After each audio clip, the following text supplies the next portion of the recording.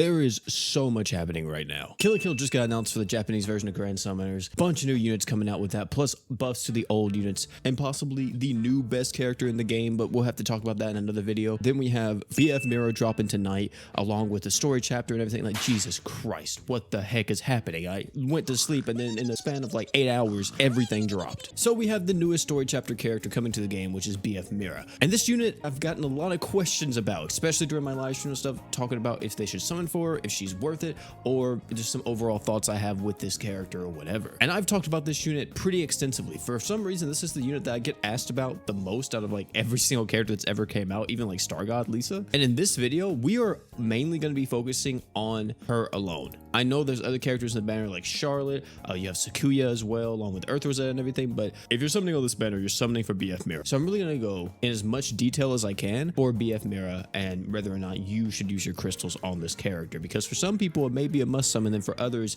it may be an easy skip. So BF Mira is actually an attacker slash arts generator, kind of similar to that of Sunraku to an extent. We have a skill that's able to buff up her arts by 30, we have an art that's able to reduce the enemy's physical res by 60%, and we also have a true art that's able to give all allies 6 arts per second, but if you're a fire ally, you get 8 arts instead. This thing lasts for quite a while, by the way, at 17 seconds. The super art gives you 160,000% fire damage physical, and then for 30 seconds you increase your own crit rate and attack by 100%. If that wasn't enough, one of her unique passives does give her super crits as long as the enemy is below 50% HP, and she also increases her damage against enemies under 30% HP by 50%. You may think she's not anything too crazy. You see some damage, you see some super crits, you see some crit, you got art gauge and everything. I mean, overall just a very solid, pretty standard character. Now, the reason why this unit is so sought after is because she may or may not be a very key component to your mono fire team, especially the future mono fire team. We have a few really godly fire units on global at the moment: Sunraku, Chloe, Rin, Priscilla, and now adding to that list is going to be BF Mira. And if we're talking about a future unit, we need to look at Summer Iris, which is absolutely vital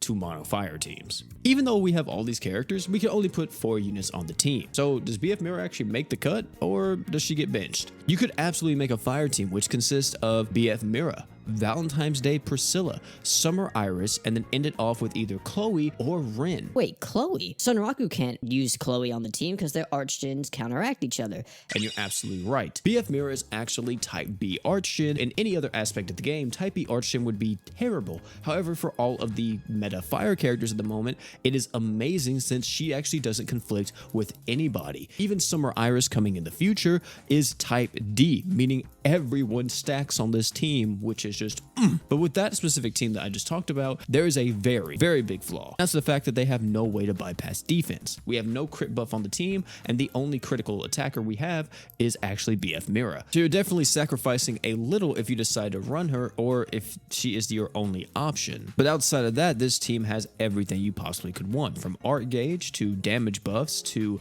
damage resistance, and then possibly even crazy scaling damage if you decide to go with Rin instead of Chloe. What about if you have Sunraku? You know, one of the most broken characters that's ever came out in Grand Summoner's history.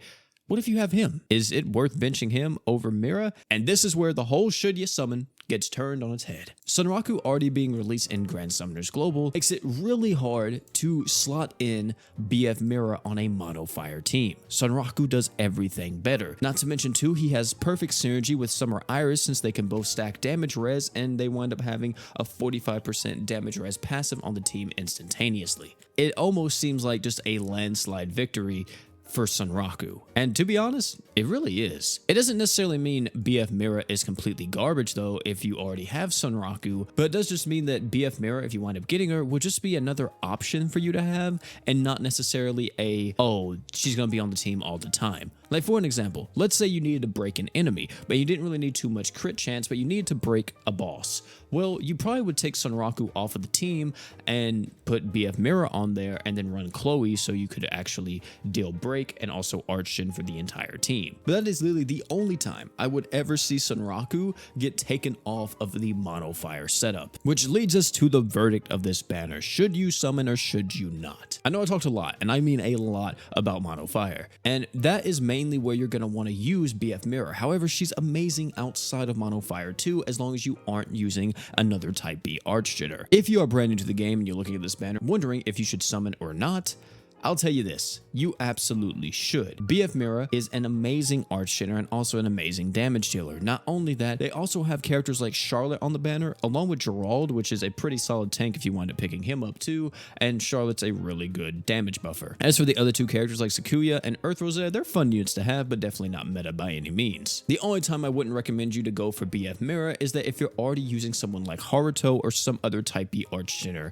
because at that point, you're still in the same boat that you are now. Yeah, you picked up another arch hitter, but now you gotta find another one to be able to stack with BF Mira. Let's say maybe some way, somehow you got War God Finn, and you need another arch hitter to work with War God Finn, you could give him BF Mira. BF Mira will work pretty well. And also BF Mira would greatly appreciate the crit buffs and all that. And also physical res down too.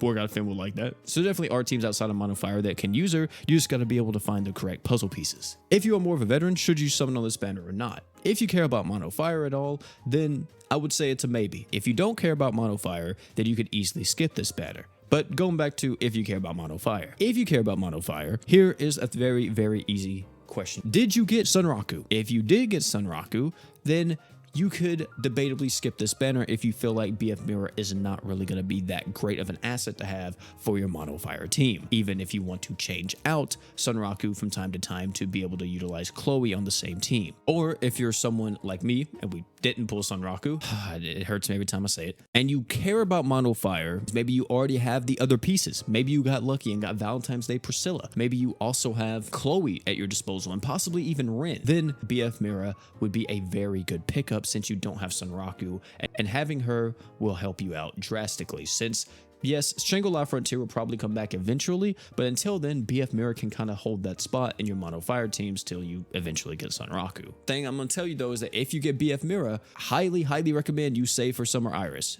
Do not summon on anything else and save for Summer Iris if you're going for the Mono Fire team and you pick up BF Mira and you already have all the other pieces. Save for Summer Iris. She's the last piece of Exodia that you need. And ladies and gentlemen, that's actually it for this banner. Tell me down below, you guys gonna be summoning for BF Mira? You're gonna be skipping? Me, myself, I'm kind of torn right now. I don't know if I want to summon or if I don't. You guys can let me know what you all think about it down below in the comments section if you think I should or not. I didn't get Sunraku, but I do have all the other pieces to Mono Fire, so if I pick up BF Mira, then really I only need, well, I say I have all the other pieces, but I really only need Valentine's Day Priscilla and Summer Iris to complete that team. I don't know. I might summon for BF Mira, I might not. With how the Kill la Kill characters are looking right now that just came out to global, or came out to JP, my bad, it's gonna be kind of hard. That's gonna be it for this one. Thank you all again for coming out. It's been your boy P. If you enjoyed this one, highly recommend check out either one of the other videos published right now. Great content, guarantee you love them. If you're gonna be summoning later tonight, I wish you the best of luck. And last but not least, you guys already know, don't forget to drink water.